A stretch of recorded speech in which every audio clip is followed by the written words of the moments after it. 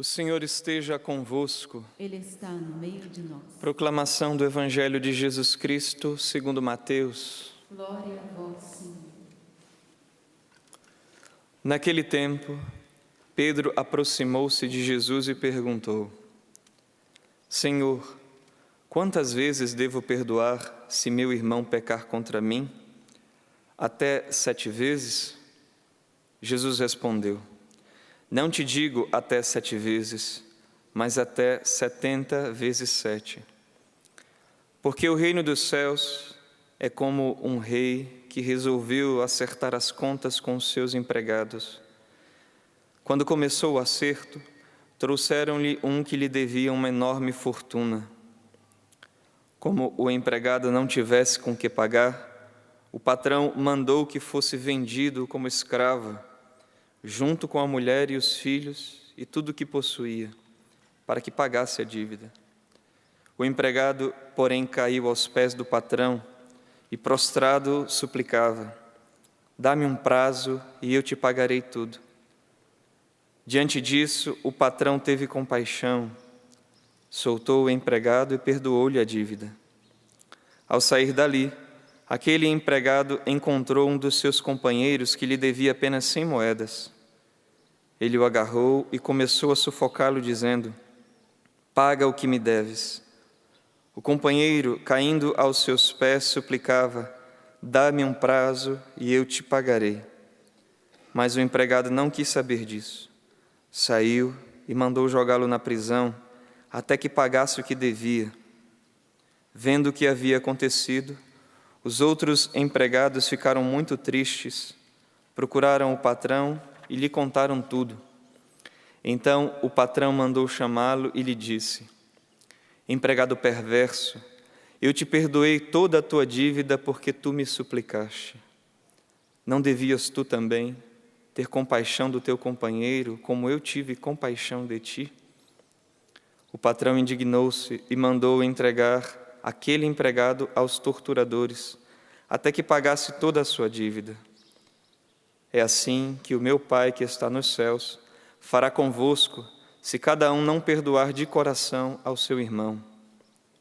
Ao terminar estes discursos, Jesus deixou a Galileia e veio para o território da Judéia, além do Jordão. Palavra da salvação. Glória a vós, Senhor.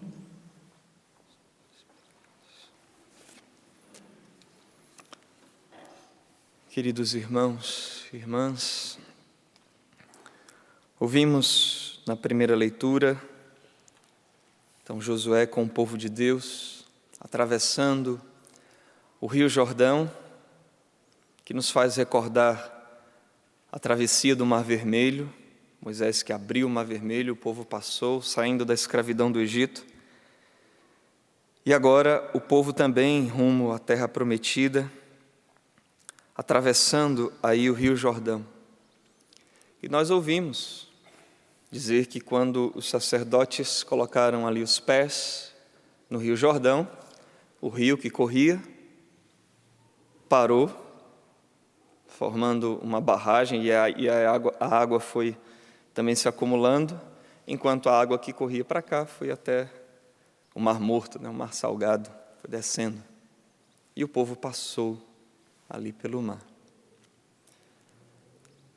A gente poderia se perguntar: tem a ver alguma coisa isso com o evangelho que nós escutamos? Em que esse homem cheio de compaixão aqui por esse empregado que devia realmente uma quantia enorme, não tinha condições de pagar, e o patrão aí conseguiu perdoar-lhe a dívida, e ele não perdoou a dívida do seu companheiro que devia pouco. É costume, às vezes, quando você tem uma dívida, quando alguém tem uma dívida, e que aquele para quem você tem que pagar lhe dá um prazo maior, ou outra pessoa vem e no seu lugar paga ali e lhe dá um fôlego, a gente chega até a dizer popularmente, né? Fulano segurou a minha onda. Fulano segurou para a minha barra lá. E graças a Deus eu consegui depois pagar. Conseguiu segurar a minha dívida. Graças a Deus, e a gente fica grato àquela pessoa por ter tido ali uma sensibilidade conosco, ter dado um prazo maior, ou mesmo ter abatido um pouco, ou não ter cobrado juros. A gente fica contente com isso. Até o Monsenhor Jonas conta que quando ele era pequenininho, bem novinho, teve um problema nos olhos que não conseguia de jeito nenhum resolver. Vai no médico, vai no outro, não consegue resolver. E resolvem depois ir a um outro médico, que era muito famoso na região, e de fato cobrava os olhos da cara a consulta, só que não tinha dinheiro para pagar. O pai do Monsenhor Jonas, seu Sérgio Abib, vai ao sogro, que tinha mais condições, e pega o dinheiro emprestado e consegue, de fato, pagar a consulta, faz ali a cirurgia e, graças a Deus, recuperou a vista. Mas depois o seu pai teve que pagar tintim por tintim ao avô, que ele exigia. Mas, graças a Deus, teve condições. O avô segurou a onda ali por um tempo, mas ele teve que pagar.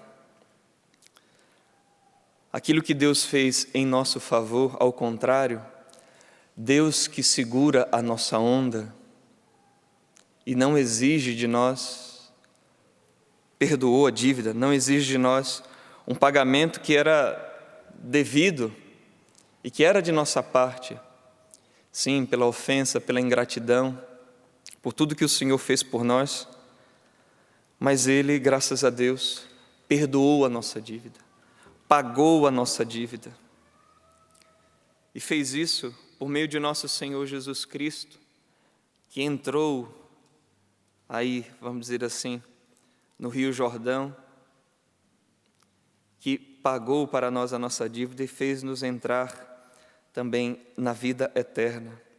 E é interessante ver que o Senhor faz isso de muitos modos, mas faz isso também celebrando a missa votiva, a Eucaristia, por meio dos sacerdotes, que assim como aqueles sacerdotes com a Arca da Aliança faziam aquilo pela força e pelo poder de Deus, pela autoridade divina, também os sacerdotes que põem o pé na água do Jordão, em nome de Cristo, para perdoar os nossos pecados, para segurar a nossa onda, perdoar os nossos pecados no sacramento da confissão.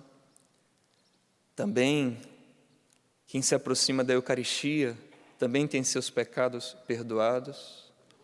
Claro que aqui a gente não está falando do pecado mortal, os pecados veniais, que são perdoados também na Eucaristia, na Santa Comunhão.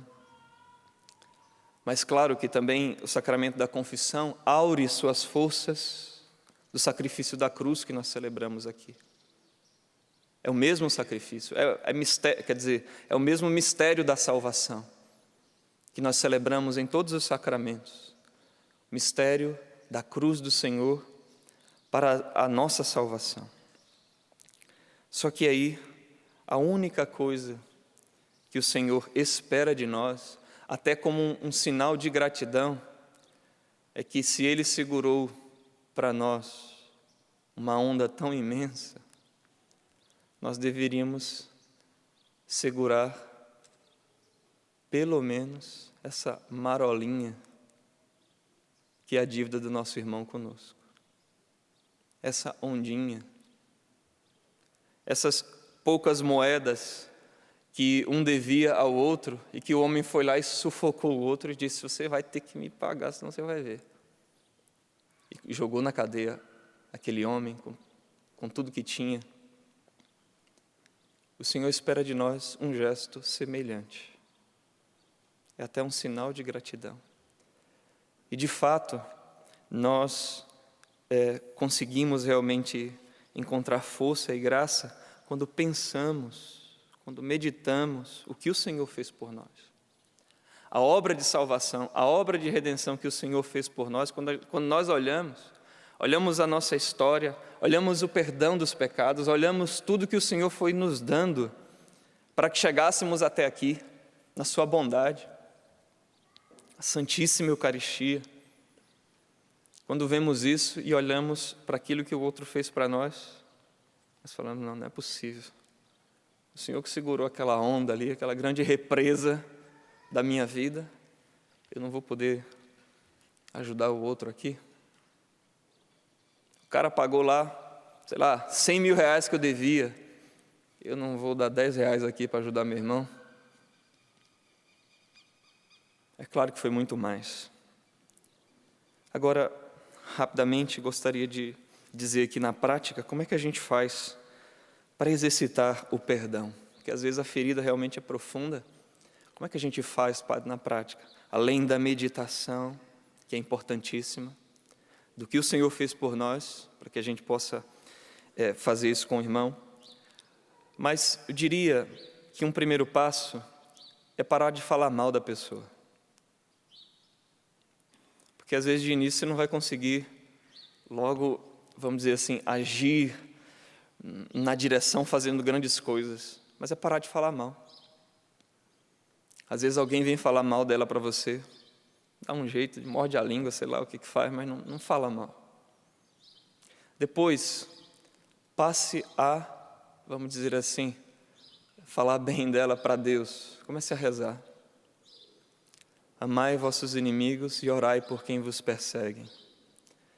É tão difícil quando, às vezes, a pessoa viveu realmente uma situação que ela não consegue rezar pela pessoa. Você fala, rezar por ela, a pessoa já treme, já. Mas rezar pelo outro é desejar a salvação do outro.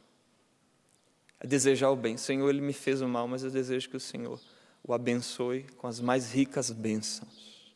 Não sei nem quais são, mas dê. Na verdade, nós sabemos a salvação dessa pessoa, que ela não se perca, que ela se converta, se precisar.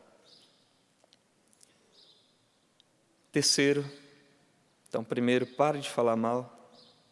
Depois, reze por essa pessoa. Depois, atue na direção. Haja.